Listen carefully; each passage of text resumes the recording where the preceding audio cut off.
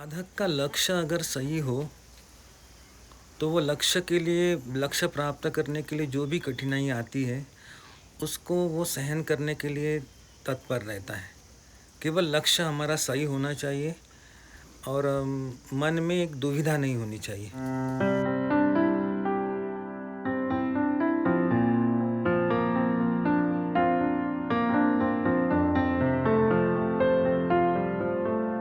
हम वैष्णव संप्रदाय में विष्णु स्वामी संप्रदाय हैं, तो उससे हम बिलोंग करते हैं।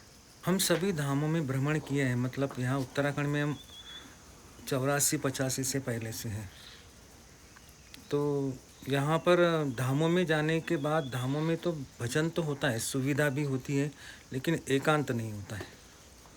और हमको सुविधा की इच्छा कम थी और एकांत के लिए, क्योंकि जिस इच्छा से हम लोग यहाँ पर आए थे इस मार्ग में, तो इस कारण से असुविधा होते हुए भी आश्रमों में धामों में तो सुविधा है, लेकिन वो एकांत नहीं मिल पाता है जो होना चाहिए। तो इसीलिए ये स्थान हमको उचित लगा।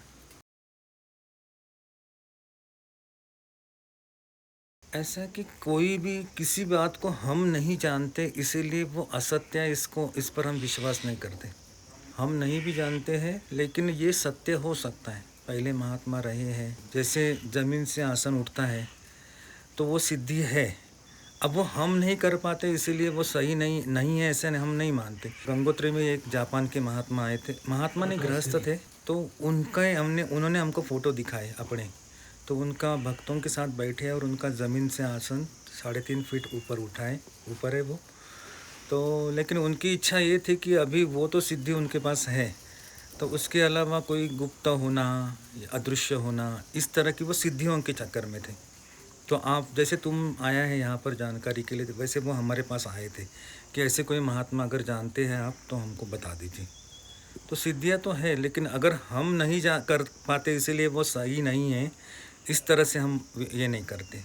हाँ, शास्त्रों में जो बातें बताई है और महात्मा भी इस तरह से रहे हैं। हमारा लक्ष्य था भगवान का भजन है, उसके लिए एकांत है, और उसके लिए मानसिक रूप से परिव्राजक एक अवस्था रहती है जिसमें सुख दुख या निंदा अपमान एक सम करने के लिए एक प्रैक्टिकल रूप में। तो इसलिए हम कुछ वर्ष परिव्राजक में रहे, लेकिन हमारा उद्देश्य ये नहीं रहा कि हठ योग वाला हिसाब नहीं रहा। सामान्य रूप से भगवान का भजन करना है और साधारण रहना है। अब ऐसा है कि हमको ऐसे कुछ महात्मा मिले हैं कि जिनके पास कुछ दवाइयाँ रहती थी, तो उन दवाइयों से वो अपना शरीर गर्म रखते थे, लेकिन कपड़े तो वो कम पहनते थे, खुले रहना था। तो हमने जब देखा कि उस दवाइयों की कीमत हमारे लिए उस समय एक स्वेटर या एक कंबल से बहुत ज़्यादा है। मतलब स्वेटर या कंबल रखना सरल है, और वो दवाइयाँ अगर करना है तो वो महंगी। उस समय तो 100 रुपये में, 80 रुपये में एक स्वेटर मिलता था पहले। अब वो दवाई की कीमत 400 रुपये महीने की हमको चाहिए थी। तो हमने कहा कि हमारा भजन भगवान के लिए करना है, लोगों को दिखाने के लिए तो करना है नहीं, इसलिए उस मार्ग की तरफ हम नहीं गए। गंगोत्री में ऐसे एक महात्मा हमारे पास रहे कुछ, मतलब कई 1-1.5 महीना रहे। वो जंगल में घूमते थे, तो वो सोना बनाने के लिए वो जड़ी बूटियाँ ये करते थे, इकट्ठा करते थे। तो हमने उसमें रुचि नहीं ली। ठीक है भाई, रह रहे महात्मा, करो अपना जो कुछ करना है। ऐसे बच्चे देने वाले, दवाई वाले, कई प्रकार के महात्मा रहते हैं। उन्होंने हमको बताया भी कि आपको हम इन जड़ी बूटियों का ये करेंगे। कोई यंत्र बनाते हैं, जैसे पूजा के यंत्र, श्री यंत्र वगैरह, तो उसके लिए भी कहा। लेकिन जब हमारा लक्ष्य जो था बद्रीनाथ जाना है, तो हम इस तरफ इधर उधर रास्ता नहीं पकड़ेंगे, केवल बद्रीनाथ की तरफ लक्ष्य देंगे। तो इसीलिए हमारा लक्ष्य है कि भगवत प्राप्ति का, तो हमने इस तरफ इधर उधर की बातों पर ज़्यादा ध्यान नहीं दिया। अब कभी कभी होता क्या है कि अतिशयोक्ति भी करते हैं महात्मा लोग या कोई, तो उस पर हम ये नहीं करते, लेकिन हमें नास्तिक भी नहीं बनना है। ठीक है, अगर न होगी तो अच्छी बात है।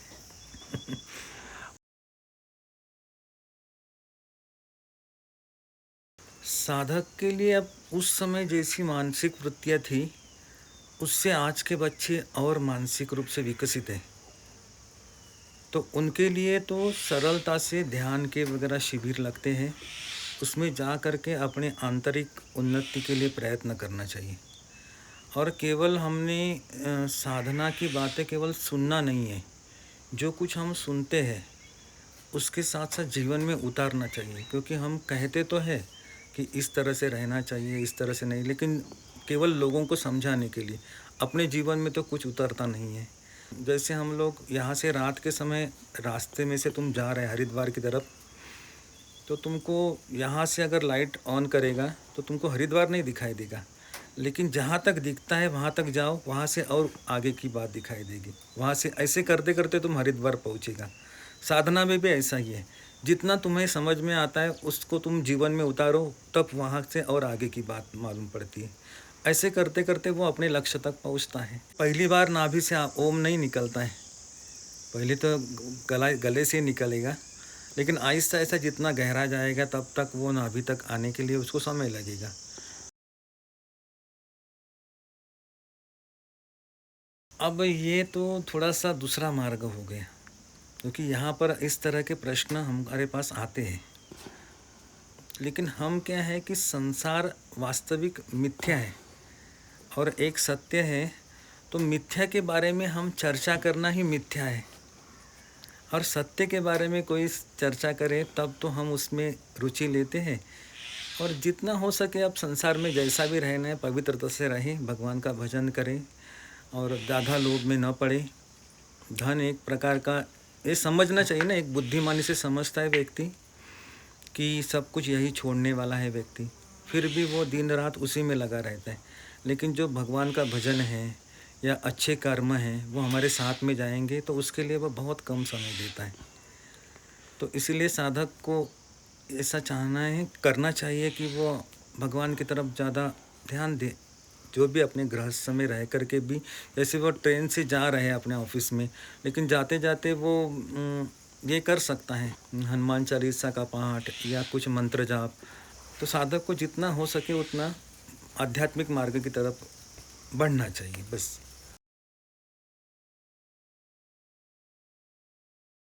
सभी त्याग भाव में जा नहीं सकते हैं, इतने हमारे शास्त्र आ गए हैं, इतने ग्रंथ हैं। क्योंकि जो ग्रंथ ये बात कहते हैं ना, वो भी स्वयं उतने त्याग भाव में नहीं रहते। कथावाचक तो भले ही कहता है कि तुम त्याग भाव में रहो, लेकिन वो स्वयं त्याग भाव में नहीं रहता है। तो ऐसा नहीं होता है कि सब जाएंगे। हाँ, ये है कि हजारों लाखों करोड़ों में कोई एक ही विरला व्यक्ति इसमें आते हैं, और आकर के भी उनमें हजारों में कोई एक सरल सही मार्ग पर अपना लक्ष्य लेकर के चलते हैं। बाकी तो सब संसार तो चलता रहेगा। ऐसी कोई बात नहीं है कि हाँ कर्म नहीं करना चाहिए, ऐसी बात नहीं है। क्योंकि इस मार्ग में हम बैठे लेटे नहीं रहते हैं, कर्म तो करते रहते हैं, लेकिन ये कर्म अलग है और वो कर्म अलग है। वो कर्म है कि जितना भी तुम लोग दिन रात कर रहे हैं, मकान बना रहे हैं, दुकान बना रहे हैं, वो सब यही छूटेगा। और फिर अगले जन्म में तुम दूसरी घर में जन्म लेगा, वहाँ पर नया बच्चे का जन्म। तो इधर के उस समय तुम्हारे बच्चे हैं, नाती है, पोती है, उनको तो छोड़ दिया, मकान के बारे में कोई चिंता नहीं।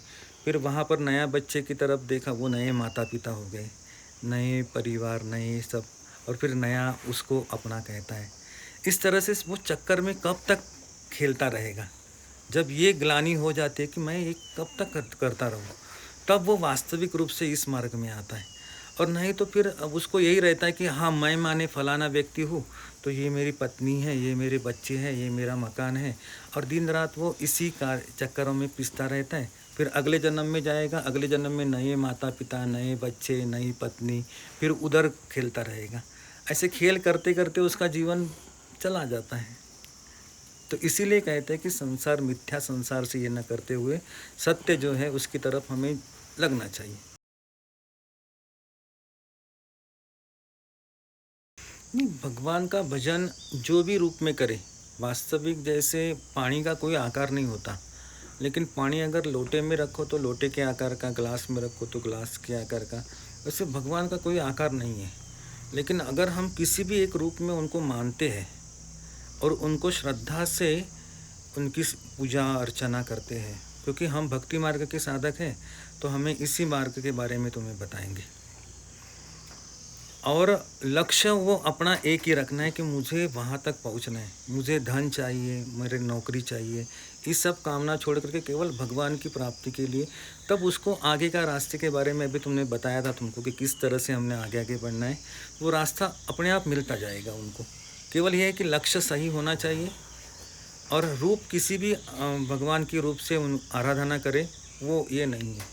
अब कोई कोई तर्क कुतर्क करते हैं कि ये भगवान यही है क्या, इस तरह से, लेकिन उसके बारे में एक हम बताना चाहेंगे कि जैसे हम तुम्हारा फ़ोटो है या तुम अपने माता का पिता का फ़ोटो है, उसको जब तुम प्रणाम करते हो तो तुम कागज़ को प्रणाम नहीं करता है, तुम्हारी ये तुम माँ का प्रतिमा रहती है। तो उसी तरह से जब हम भगवान की प्रणाम करते हैं, भगवान से प्रार्थना करते हैं, तो केवल वो मूर्ति के सामने नहीं है, वो हम वहाँ परम सत्य के साथ प्रार्थना कर रहे हैं। लिंक वहाँ पर जुड़ जाती है। जैसे दो मोबाइल कुछ नहीं है, प्लास्टिक है या ये है, लेकिन दो प्लास्टिक की एक टावर से मिल करके एक हमारी बातचीत संभव होती है। वैसे वो हमारे लिए ऋषि मुनियों ने मार्ग बताया है, भक्ति मार्ग। भौतिकता के लिए व्यक्ति कुछ भी करने के लिए तैयार होता है। अगर भगवान के लिए वो भजन करने के लिए घर में अपना समय नहीं दे पाएगा, हाँ पैसे वो दे सकता है, तो इसलिए वो दान बिठाता है घर में, कुछ 5 ब्राह्मण बिला, लेकिन अपने आप करने के लिए वो तैयार नहीं है। तो इसलिए व्यक्ति जितना लोभी लालची होगा इस तरह के बातों में वो फंसेगा ज़रूर। तो लगन से हम भगवान की सेवा करें और लक्ष्य हमारा अगर सही है तो वो साधक कोई भी हो वो अपने लक्ष्य तक पहुंच जाएगा। भगवान का भजन करते करते भगवान ही उसको वहाँ तक पहुँचा देंगे जहाँ तक उसको जाना है।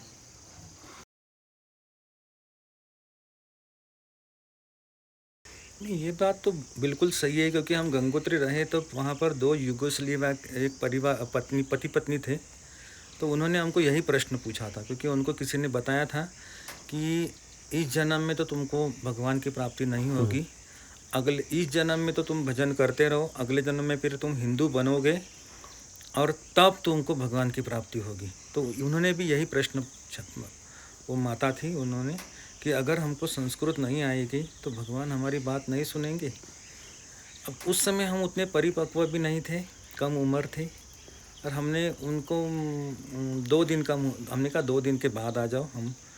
फिर हमने सोचा, इस मामले में चिंतन किया, और तब हमने कहा हमारे भक्तों ने तो संतों, कितने अनपढ़ भक्त थे, उन्होंने भगवान की प्राप्ति की है। कबीरदास जी को कोई मंत्र नहीं मिला था, कबीरदास जी तो सीढ़ी के नीचे पड़े हुए थे, वो जानबूझ करके पड़े थे, क्योंकि रात के समय रामानंद स्वामी जी उस गंगा जी पर स्नान करने आते थे रात के अंधेरे में, क्योंकि दिन में किसी का स्पर्श हो जाएगा तो फिर स्नान करना पड़ेगा, इसलिए रात में आते थे 2 बजे 2:30 बजे। तो उस समय जानबूझ करके कबीरदास जी पड़ गए उधर रास्ते में, और अंधेरे में उसमें लाइट वगैरह नहीं थी, तो अंधेरे में जब पाँव पड़ा तो वो अपना पाँव नीचे किया और कहा बेटा राम राम करो, और वो चले गए एक तरफ से। उन्होंने कहा बस मुझे गुरु दीक्षा मिल गई, और उसी राम नाम से उन्होंने सत्य को पा लिया, जिसके लिए हम लोग वेद पढ़ कर के भी नहीं जानते हैं, तो उसको एक नाम से पा लिया। तो भगवान का भजन है वो हम कितने भाव से करते हैं, श्रद्धा से करते हैं, लगन से करते हैं, बस वो हमको फल मिलता है। कि ये केवल बातें इसलिए है कि लोगों को थोड़ा सा भ्रमित करने के लिए, या उसकी पावर हमारे हाथ में, हमारे पास आ जाओ हम सिखाएंगे और तभी तुम सीख पाओगे, इसलिए शायद ये ऐसा हो सकता है।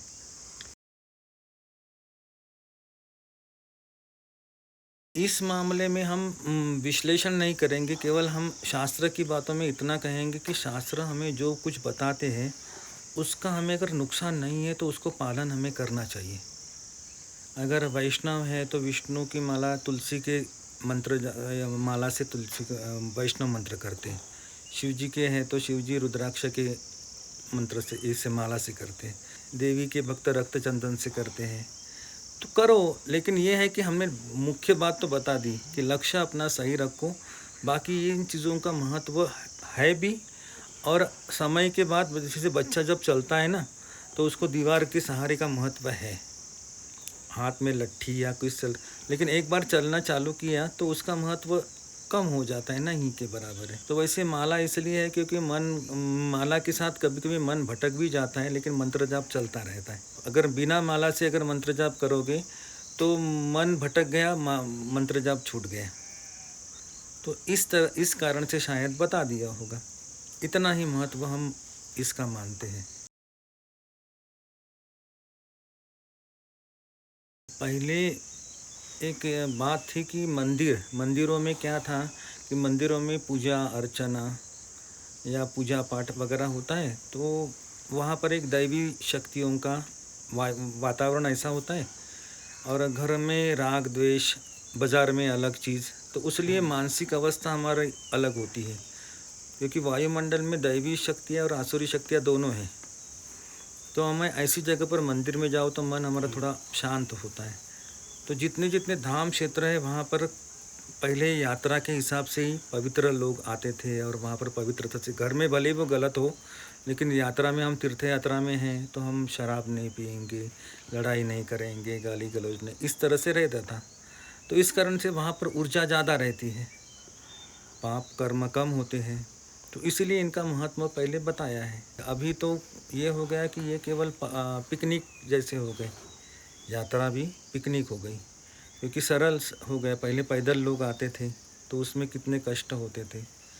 तो जितना जितना ये पिकनिक का ये हो गया, वैसे वहाँ का वातावरण भी खराब हो गया।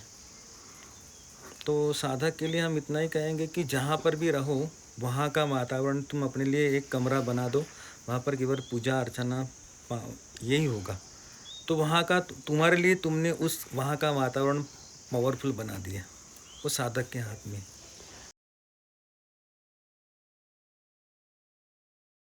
श्रेय कुल अबला कहा है। अबला इसलिए नहीं क्योंकि उसको अपना बल नहीं होता, वो न चाहते हुए भी उसके साथ कई लोग गलत व्यवहार कर सकते हैं। तो इसीलिए उसको किसी पुरुष के सानिध्य में रहने के लिए बताया है। अगर हम गुफा में बैठे हैं तो कोई हमको परेशान नहीं करेगा, कोई पुरुष नहीं करेगा, और स्त्री भी करेगी भी, लेकिन हमारी इच्छा नहीं है तो स्त्री कुछ नहीं कर सकती। लेकिन स्त्रियों के लिए ऐसा नहीं है। स्त्री अगर तपस्या कर रही है और उसकी इच्छा न होते हुए भी उसके साथ 4 व्यक्ति ज़बरदस्ती कर सकते हैं, तो इसीलिए उसको किसी संरक्षण में रहने के लिए कहा है। स्त्री को माता का रूप दिया है, स्त्री के लिए उन्होंने बहुत सम्मान भी दिया है शास्त्र ने। हम केवल हीनता की भावना से ही देखते हैं, ऐसा नहीं है, उसको दुर्गा का रूप भी दे दिया है। तो जिस अपवित्रता के समय में भी वो अपना भजन कर सकती है, अपना भजन, केवल वो पूजा पाठ में शामिल नहीं होना है। इस तरह के जो नियम हैं उसका पालन करना चाहिए।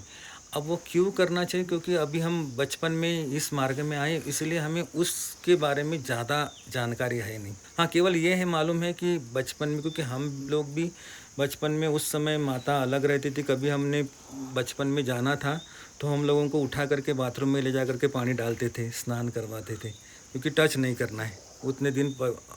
ये बचपन में इस परिवार में हमारा भी जन्म हुआ है, तो उस कारण से हमें भी उसी संस्कार में बड़े हुए हैं। अब क्या होता है, क्यों होता है, ये हमको उस समय मालूम था नहीं। तो अभी हम ये कहेंगे कि शास्त्र जो कहता है उसमें ये नहीं करना। हाँ, हीन भावना से उनके तरफ न देखो कि स्त्री नरक की खान, इस तरह की बातों में हम विश्वास नहीं करते। तो माता का रूप है, माता की ये है वो स्टेज, वो भी पवित्र है, उसको हमने मानना चाहिए। वो महावीर की बात वाला वो बात उन्होंने कहा है कि स्त्री के जन्म शरीर में मुक्ति नहीं है, स्त्री को अगले जन्म में पुरुष होना पड़ेगा तभी मुक्ति है। इसको हम नहीं मानते, क्योंकि स्त्रियां भी हमारे अच्छे अच्छे संत हो गए, सहेजोबाई जैसे संत हैं। हमारी आनंदमयी माता जी है, वो समाधि तक पहुंची थी। एक गुजरात में गंगा सती है, तो उन्होंने भी उस अवस्था की प्राप्ति की है जिसको कबीरदास जी, ज्ञानेश्वर जी ने पाया है, वो भी पाया उन्होंने।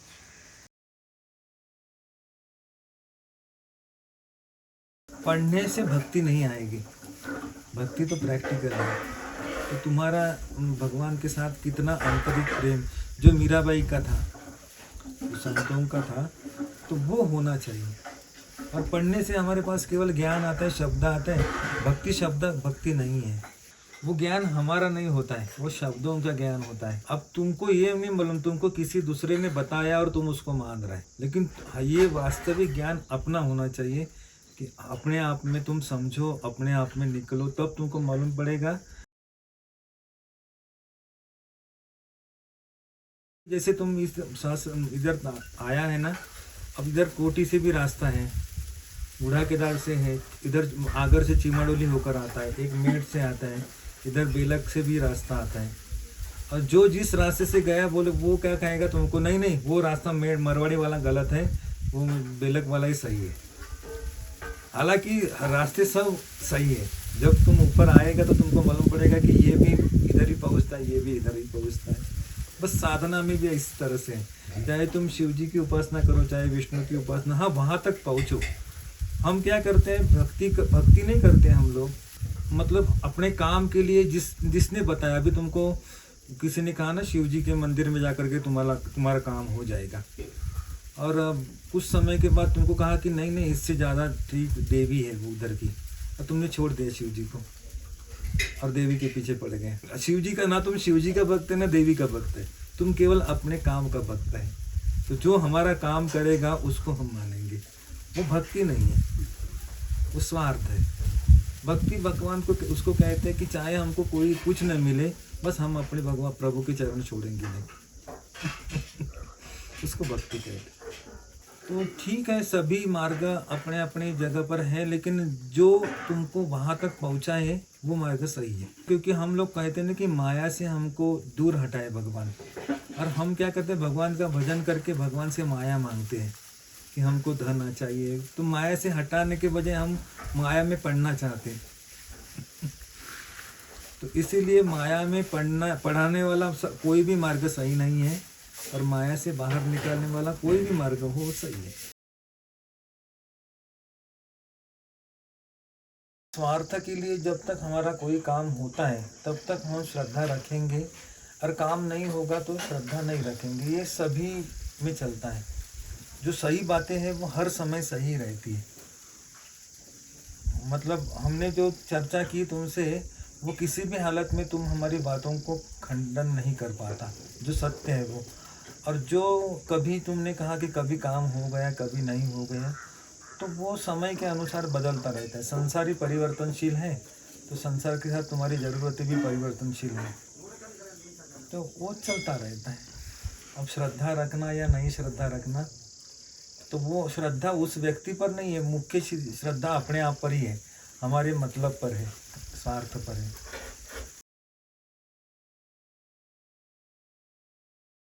इस साधक के लिए हम यही बताएंगे कि आप स्वयं साधना करें, क्योंकि हमारा उद्देश्य ज़्यादा भीड़ इकट्ठा करना नहीं है। तो हम ये नहीं चाहते कि आप लोग ज़्यादा मात्रा में आए और हमारे पास भीड़ इकट्ठा करें, ये हम नहीं चाहते। तो इसलिए बहुत से ऐसे गुरु मिलेंगे, आपको मार्गदर्शक मिलेंगे, तो उनका मार्गदर्शन लेते रहिए। और यहाँ पर के लिए हमारी मना है कि यहाँ पर भीड़ ना करें कृपया। कुछ बातें आपको बताना चाहता हूँ।